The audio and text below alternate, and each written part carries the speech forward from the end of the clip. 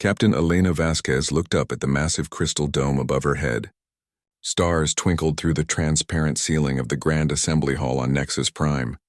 She had dreamed of this moment for years, but now that it was here, her stomach felt tight with nerves. Around her sat representatives from 12 different alien species. Each one looked nothing like humans. The Zephyrians floated in their energy pods, their bodies made of pure light. The Corvin Collective sent a robot that clicked and whirred as it processed information. The fish-like delphines sat in water tanks, their large eyes watching everything with gentle curiosity. "Today marks a historic moment," announced High Chancellor Thexar, his voice echoing through the hall. The tall bird-like alien spread his forearms wide. "We welcome the 13th species to our great council. Humanity has proven itself worthy of joining our peaceful alliance." Elena stood up when her name was called. Her blue uniform felt heavy as she walked to the center of the hall. Behind her, the other human representatives waited nervously. They were all so different from the aliens around them. Where the others were elegant and strange, humans looked plain and simple.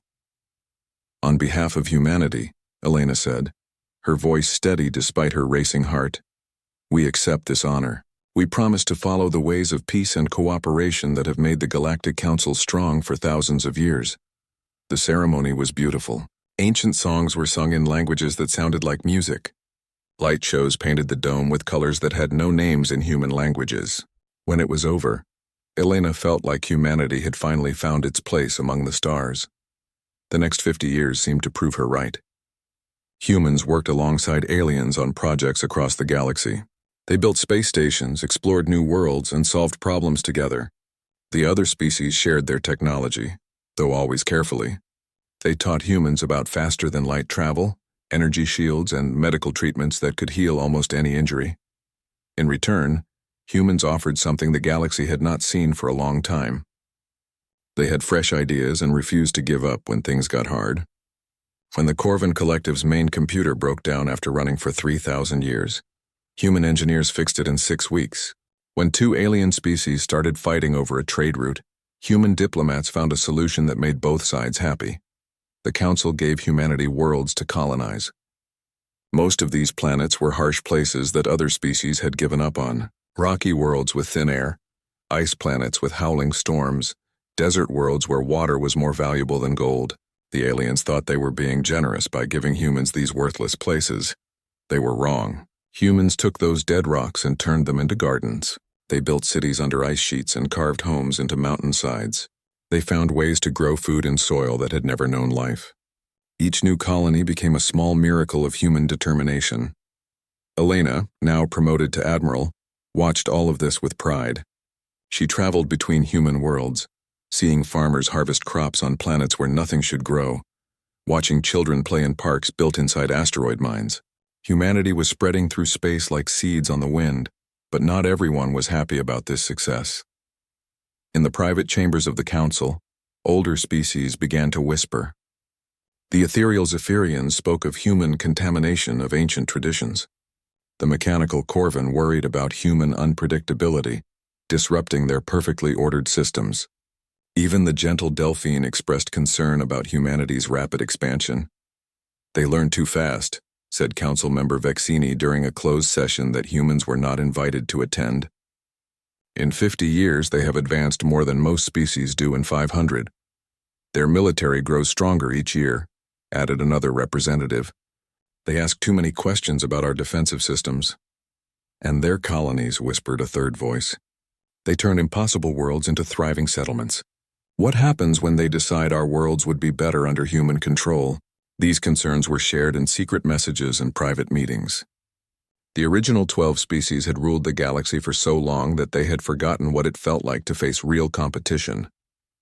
Humanity's rapid growth made them nervous in ways they had not felt for thousands of years. Admiral Vasquez began to notice small changes.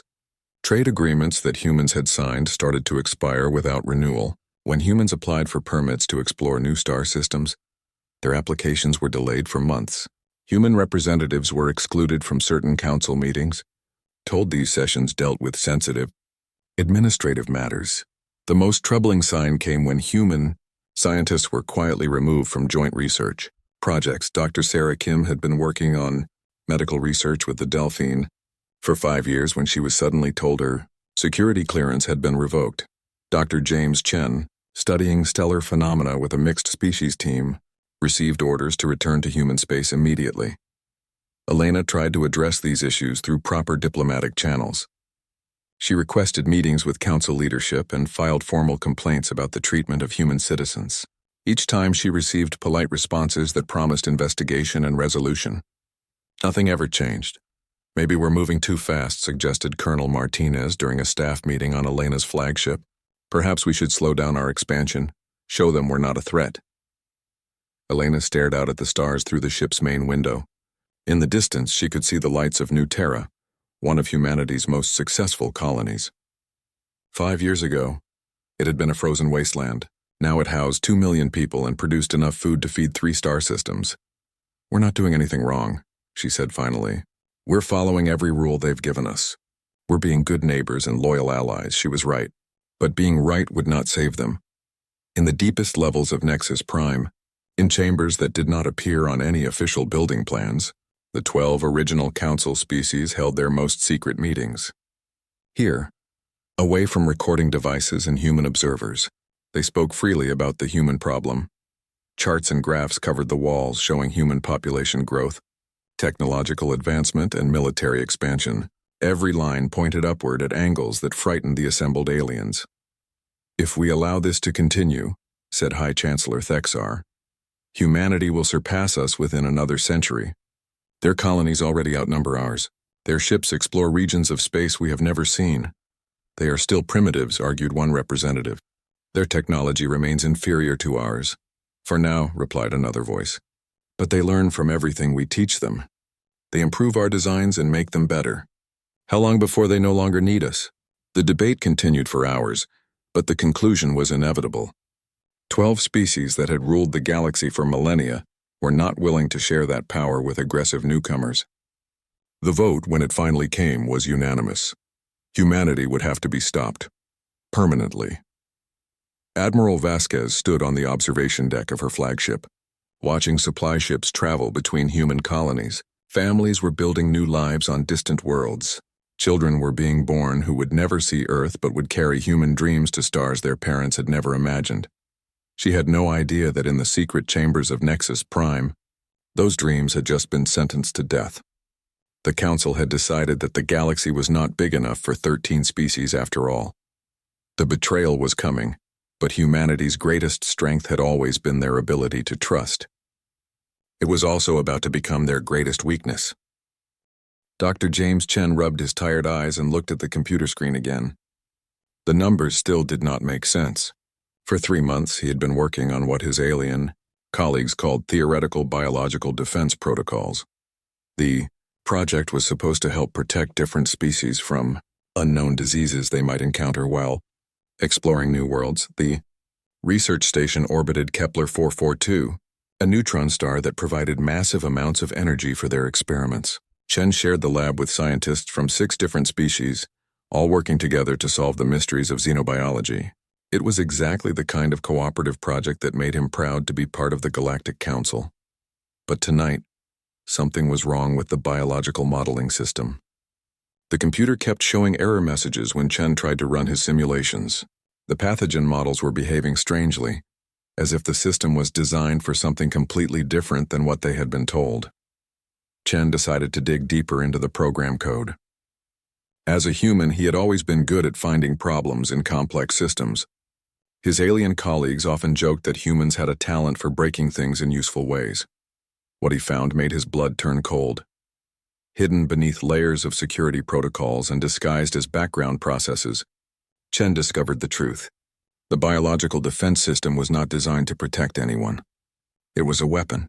Specifically, it was a weapon designed to kill every human being in the galaxy. The pathogen was perfect in its deadly efficiency. It targeted genetic markers that existed only in human DNA. It would spread through the air like a common cold, but would be completely harmless to all other known species. For humans, it would be absolutely fatal within 72 hours of exposure. Chen's hands shook as he accessed more files. Deployment schedules showed the weapon would be ready for release within 2 weeks. Distribution plans covered every human world, every space station, every ship. The attack would happen simultaneously across all of human space. No one would have time to warn others or develop a cure. The worst part was seeing his own research notes embedded in the weapon's design. For 2 years, Chen had been enthusiastically sharing his discoveries about human biology. Every breakthrough he had celebrated, every discovery he had proudly presented to his colleagues, had been used to make the weapon more effective. His alien friends had betrayed him. Not just his colleagues in the lab, but the entire Galactic Council. Chen accessed the authorization codes for the project and found something that made him feel sick. The weapon had been approved by unanimous vote of all 12 original Council species. Every single one of them had agreed that humanity needed to be exterminated. Chen realized he had minutes, maybe less, before security discovered what he was doing. The station's computer systems were constantly monitored. His unauthorized access to classified files would trigger alarms throughout the facility. With shaking fingers, he began copying the most important files to his personal communication device. Evidence of the weapon, deployment plans, authorization records, everything he could grab before they stopped him. The data transfer seemed to take forever, though it was probably only 30 seconds. Emergency lights began flashing in the corridor outside his lab. Chen could hear running footsteps and alien voices shouting orders. Security forces were coming for him. He activated his emergency transmitter and aimed it at the nearest communication relay. The message would take 6 hours to reach Earth, traveling through quantum channels that connected all human colonies. Chen typed as fast as his fingers would move.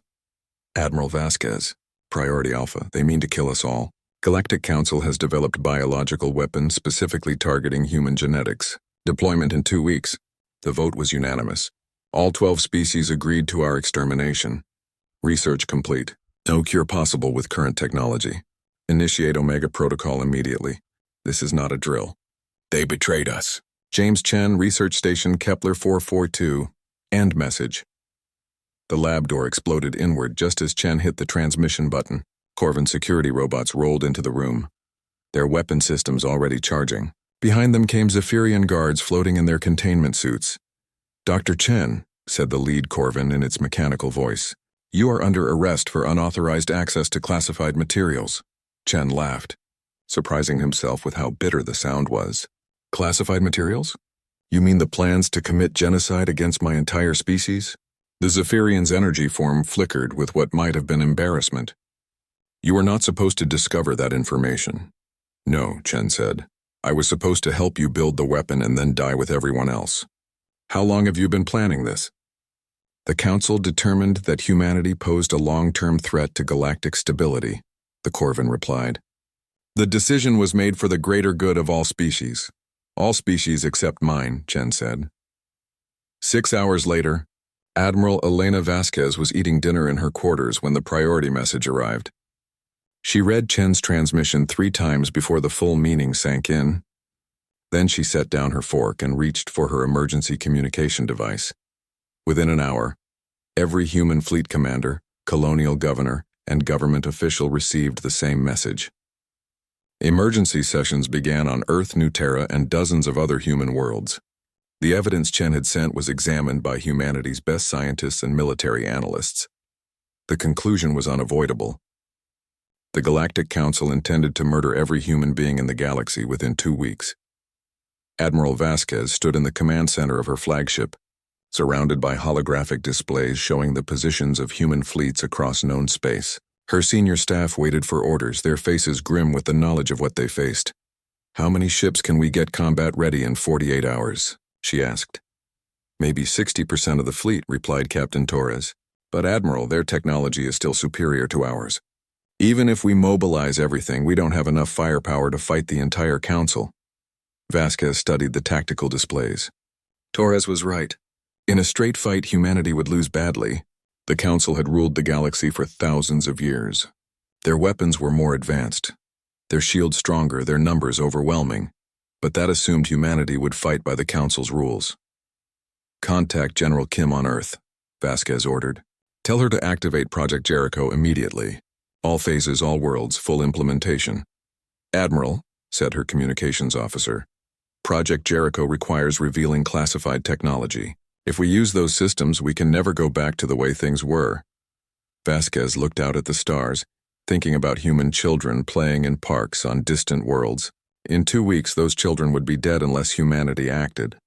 The council had made its choice. Now humans would make theirs. The way things were is over, she said. The council voted to exterminate us. We're not going to sit here and let them do it. She turned back to her staff. Send a message to every human ship, every human world, every human station. Total communication blackout with council space begins in 6 hours. No trade, no diplomacy, no contact of any kind. As of this moment, we are at war. The bridge crew moved to carry out her orders. Emergency signals went out across human space, activating plans that had been prepared for 50 years but never used. Hidden weapons were powered up. Secret factories began production. Communication networks that the council had never detected came online. For 50 years, humanity had played by alien rules, trusted alien promises, and believed in alien friendship. That was about to end. The council was about to learn what humans were really capable of when they stopped being nice. Dr. James Chen never saw the results of his sacrifice. He died in a Corvin detention cell 3 days after sending his warning, but his message had already changed everything. Humanity now knew the truth about their alien allies, and humanity had always been very good at learning from their mistakes. The silence was the first thing the council noticed. For 50 years, human voices had been a constant presence in galactic communications. Human traders bargaining in dozens of languages, human scientists sharing research data, human diplomats working on peace agreements between quarreling species. All of it stopped at exactly the same moment across 200 worlds. High Chancellor. Thexer stood before the council's emergency assembly, his forearms spread in confusion. We are receiving no response from any human facility. No trade ships are leaving human space. Their diplomatic channels have gone completely silent. The Zephyrian representative flickered nervously in his containment pod. Perhaps they discovered something about our research programs. Impossible, replied the Corvin delegate. Our security protocols are absolute. No unauthorized access to classified materials has been detected. But even as he spoke, reports were coming in from across the galaxy. Human research teams were abandoning joint projects and returning to human space. Human military advisors attached to council fleets were requesting immediate transfer home. Human merchants were canceling contracts and recalling their ships. It was as if humanity had simply decided to stop participating in galactic civilization.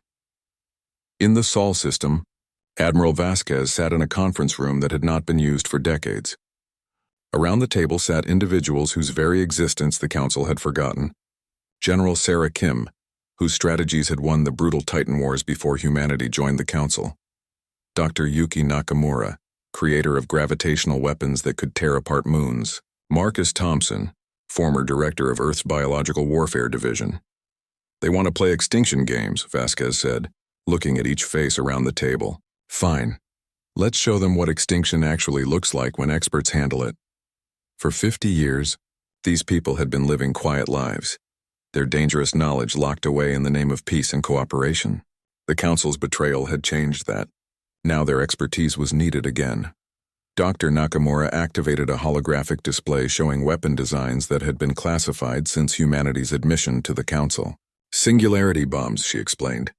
Each one can destabilize the gravity field around an entire star system. We stopped building them when we joined the council. We kept the plans, said General Kim, along with manufacturing capabilities. We can have 50 units ready within a month. Marcus Thompson pulled up biological research files that made the council's pathogen look primitive. They think they invented biological warfare, he said with a cold smile. We were designing targeted viruses before they even knew we existed. But the most devastating revelation came from Dr. Elizabeth Santos, a quantum physicist who had spent 50 years pretending to study harmless energy patterns. Project Lazarus, she announced. Quantum entangled consciousness transfer. We can put human commanders in multiple locations simultaneously. The room fell silent as the implications sank in.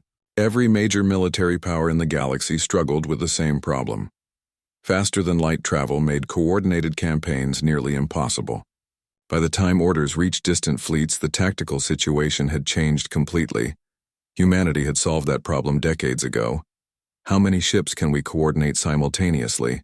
Asked Admiral Vasquez. No limit, Santos replied. A single commander can control fleets across the entire galaxy in real time. The Council has no idea this technology exists.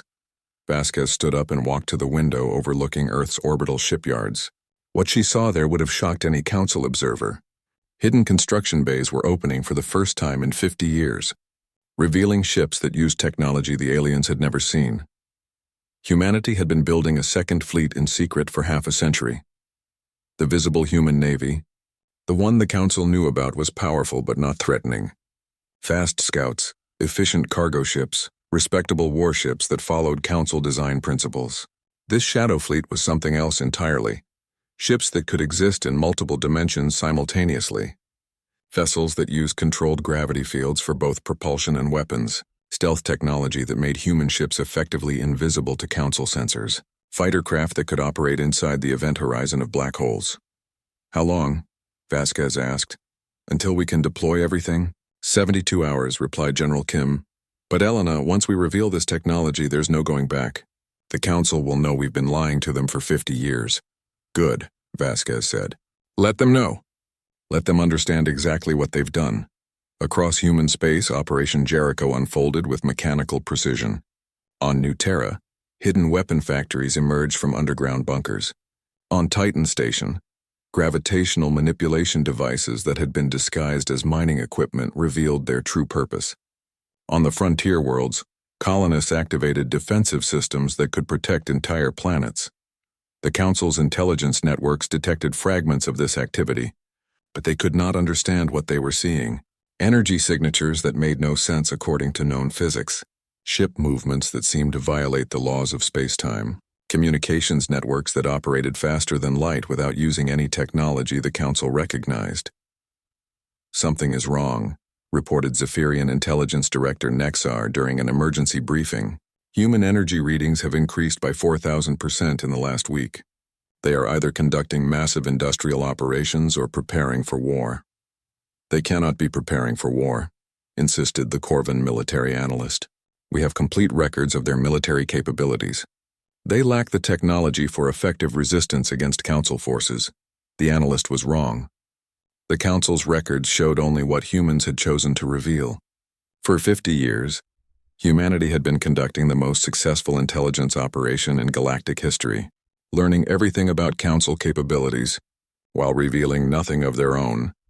Every human who had worked on joint research projects had been carefully selected for their ability to appear, impressed by alien technology while secretly analyzing its weaknesses. Every human diplomat who had negotiated treaties had been gathering information about Council military doctrine and strategic planning. Every human trader who had visited alien worlds had been mapping defensive positions and supply lines. The Council thought they knew humanity. They were about to discover they had been living with strangers for half a century. Admiral Vasquez received reports from across human space as the hidden preparations reached completion. Weapons that had existed only in theory were becoming reality. Ships that had been built in secret were preparing for their first combat missions. Soldiers who had trained for a war they hoped would never come were taking their positions. The transformation was remarkable.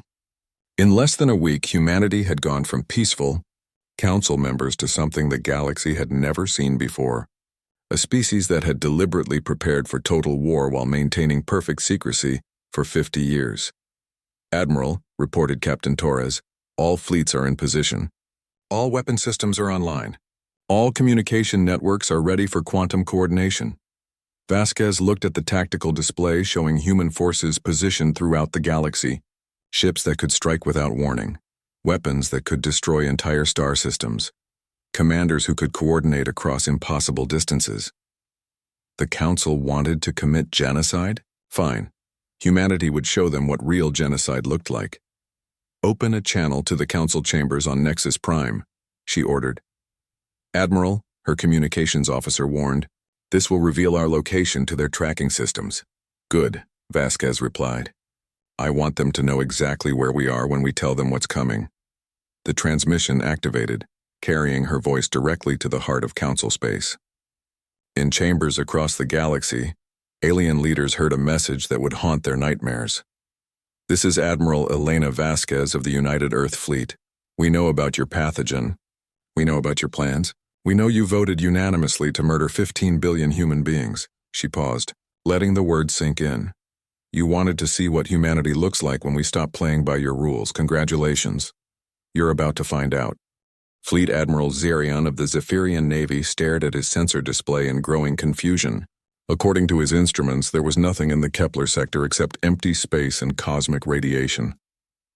Yet 3 of his stealth destroyers had just vanished without sending any distress signals. The ships had been carrying the first wave of biological weapons to human colonies. They were equipped with the most advanced cloaking technology in the galaxy, invisible to all known detection methods. No human ship should have been able to find them, let alone destroy them. Send another patrol to investigate, Zerion ordered his tactical officer. Sir, the officer replied nervously, that would be our last reserve unit in this sector.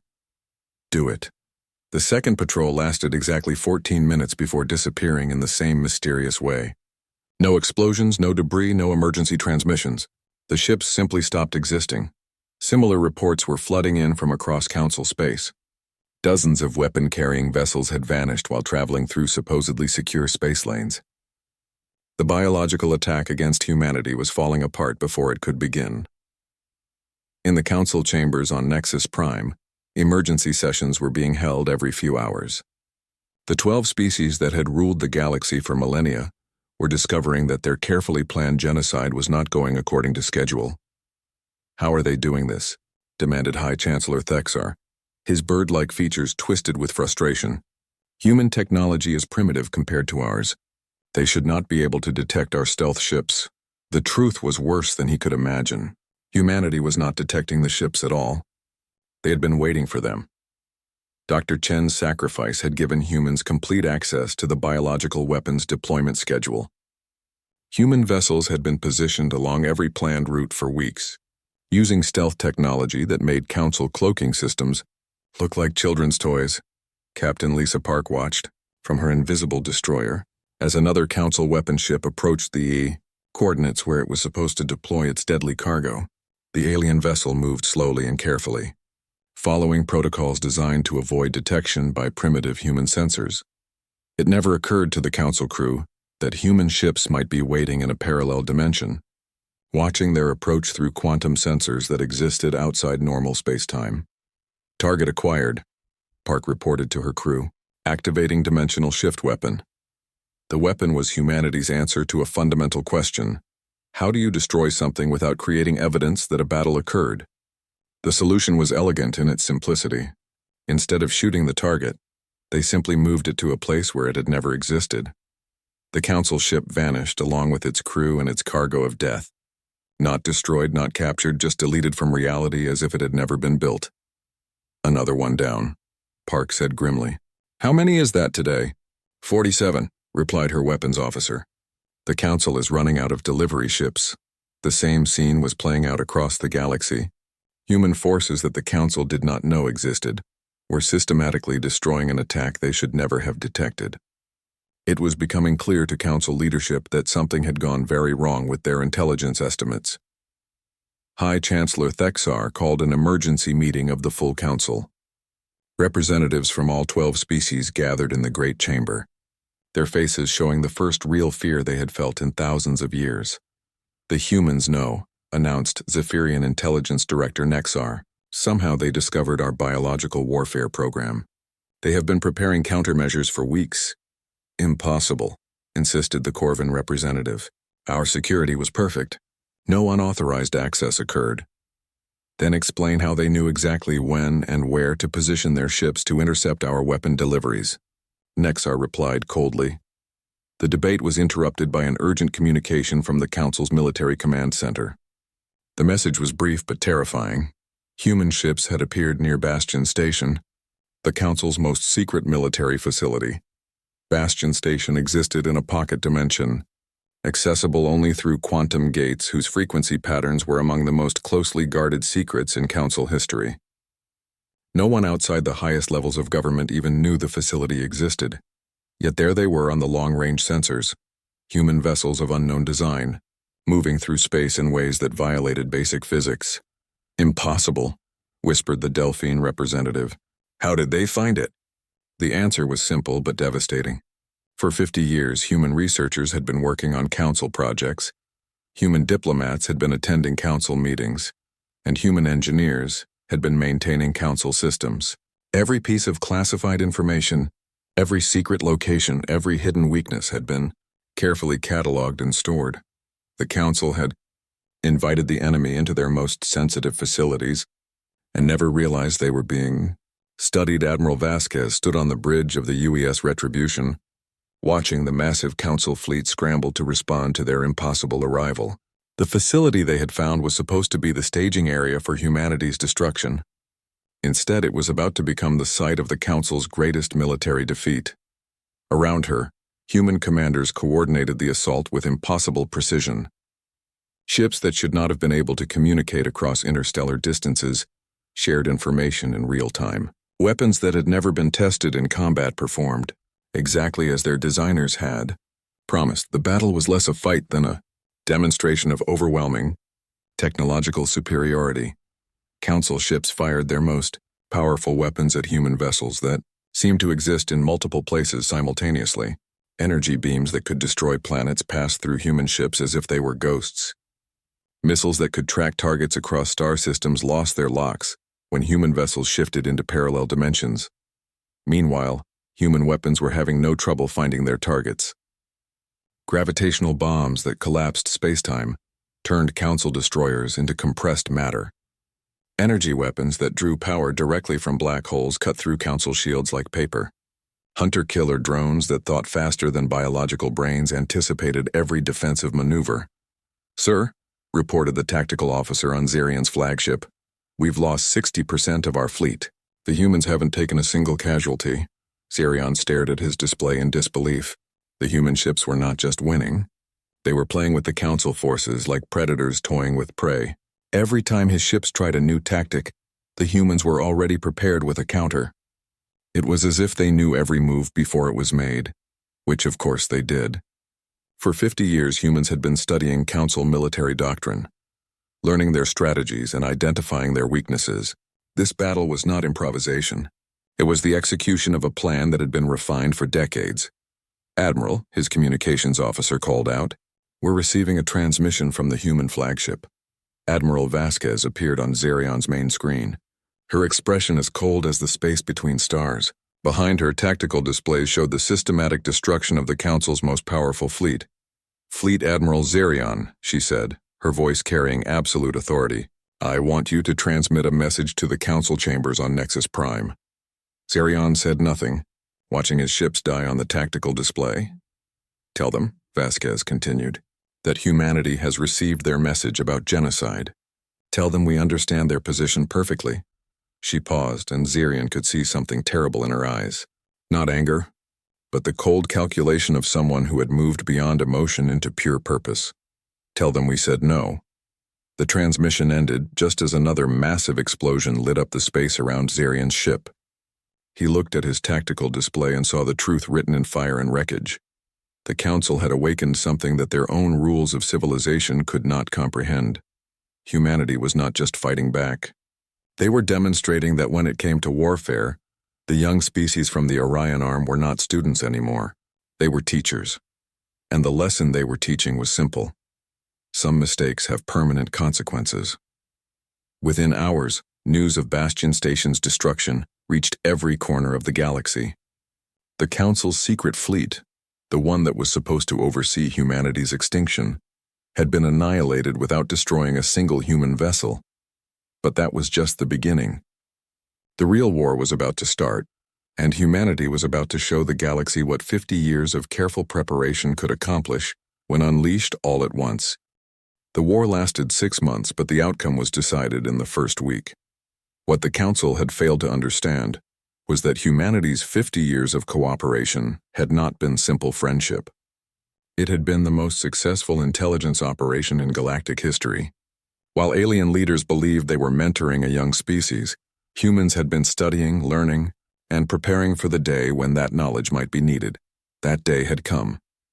Admiral Vasquez received reports from across the galaxy as human forces struck targets that should not have existed on any map. Research stations that had been hidden for centuries went silent. Shipyards that built the Council's most advanced weapons were reduced to floating debris. Military academies where alien officers trained for thousands of years became empty ruins. The attacks were precise, overwhelming, and utterly ruthless. Humanity was not just fighting a war. They were systematically dismantling the Council's ability to wage war at all. On Nexus Prime, High Chancellor Thexar stood before an emergency assembly that grew smaller each day, as representatives fled to defend their home worlds. The great chamber that had once housed the voices of 13 species now echoed with fear and desperation. Our outer defense lines have collapsed, reported what remained of the Council's military leadership. Human forces are advancing on multiple fronts using technology we cannot counter. How is this possible? Thexar demanded. 6 months ago, humanity was dependent on our technology. Now they have weapons that make our best systems look primitive.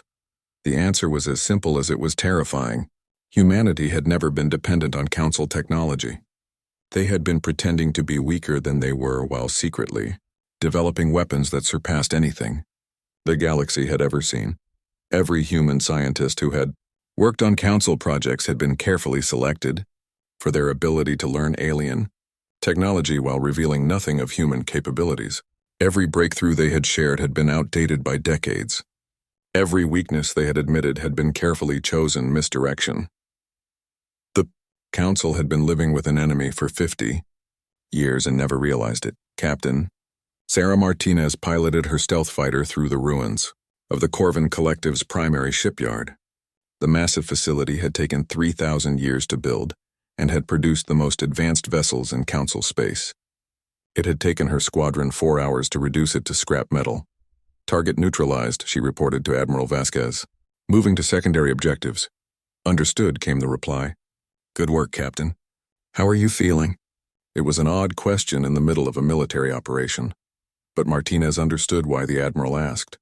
The quantum consciousness transfer technology that allowed human commanders to coordinate across the galaxy also meant that they experienced every battle personally. Each victory came with the weight of knowing exactly what they had destroyed and why. I'm fine, Admiral, Martinez replied. These aren't people we're fighting anymore. They're just targets that need to be eliminated. It was true, and that was perhaps the most remarkable thing about humanity's transformation. 6 months ago, humans had been peaceful members of galactic society, following alien laws and trusting alien promises. The Council's betrayal had changed them into something else entirely. A species that viewed genocide not as an unthinkable atrocity, but as a technical problem to be solved with maximum efficiency. And humanity was very good at solving technical problems. Dr. Elizabeth Santos monitored the war from her command center on Earth, her consciousness linked to human fleets across the galaxy. Through quantum entanglement, she could experience every battle simultaneously, coordinating strategies that would have been impossible for any other species. Sector 7 is secure, she reported to Admiral Vasquez. All Council military assets have been eliminated. Moving to Sector 8, any survivors? Vasquez asked. Some civilian populations remain, Santos replied. Military forces have been completely destroyed. This was humanity's approach to the war, surgical precision that eliminated threats while preserving non-combatants. The Council species still existed as peoples, but their governments, their military forces, and their technological infrastructure had been systematically removed. It was not extinction, but it was the next best thing. The Council would never again pose a threat to anyone. 6 months after the war began, Admiral Vasquez walked through the empty corridors of the Council chambers on Nexus Prime. Her footsteps echoed in the vast halls that had once housed the representatives of 13 species. Now they held only memories and the silence of abandoned power. She found High Chancellor Thexar in his private office, sitting alone behind a desk covered with reports of military disasters. The proud alien leader who had once welcomed humanity to the Council now looked broken and defeated. Admiral Vasquez, he said without looking up, I suppose you've come to accept our surrender. No, Elena replied, taking a seat across from him. I've come to tell you that there will be no surrender. Surrender implies that you still have something left to lose. Thexar finally raised his eyes to meet hers. What do you want from us? Nothing, she said simply. The war is over. Your military is gone. Your weapons are destroyed. Your ability to threaten anyone has been permanently removed. What you do with what's left is no longer our concern. The Chancellor's forearms trembled slightly. You could have destroyed us completely. Why didn't you? Elena considered the question. 6 months ago, she might have given a speech about mercy and the value of life. Now she simply stated the practical reality. Because we didn't need to. The Council voted unanimously to commit genocide against humanity. We responded by proving that when it comes to warfare, you are children playing with toys while we are experts using real weapons. She stood up to leave, then paused at the door. Your species will survive, Chancellor. Your people will build new lives on whatever worlds they can find. But they will do it knowing that humanity exists, and that we remember everything you tried to do to us. As she walked back through the empty halls, Elena reflected on how much had changed in 6 months. Humanity had entered this war as the victims of a planned genocide. They were ending it as the most feared species in the galaxy. The irony was perfect. The Council had been right about one thing. Humanity was a contamination of galactic civilization. Their presence had introduced concepts that peaceful species could not handle. Ideas like the notion that betrayal has consequences, that genocide deserves an overwhelming response, and that sometimes the price of peace is the absolute destruction of those who would break it. The galaxy was learning to be afraid of humans again. That was probably healthy. Outside the Council chambers, Elena's shuttle waited to take her back to the human fleet. Earth was calling her home, where children were playing in parks that would never have existed if the Council's plan had succeeded. As her ship lifted off from Nexus Prime for the last time, Elena looked down at the abandoned capital of what had once been the greatest alliance in galactic history. The Council had ruled for thousands of years through diplomacy, cooperation, and the promise of peaceful coexistence. Humanity had ended that rule in 6 months by demonstrating a simple truth. Some things are worth being feared for. The Council had wanted to play extinction games with a species they thought was primitive and helpless. They had learned too late that humanity had been ready for this game for 50 years. And when it came to extinction, humans were very good teachers. The shuttle jumped to faster-than-light travel, carrying Admiral Vasquez back to human space. Behind her, the empty Council chambers stood as a monument to the most important lesson the galaxy had learned in 1,000 years. Never threaten the existence of something that is better at extinction than you are. The war was over. Humanity had won, and the galaxy would never be the same.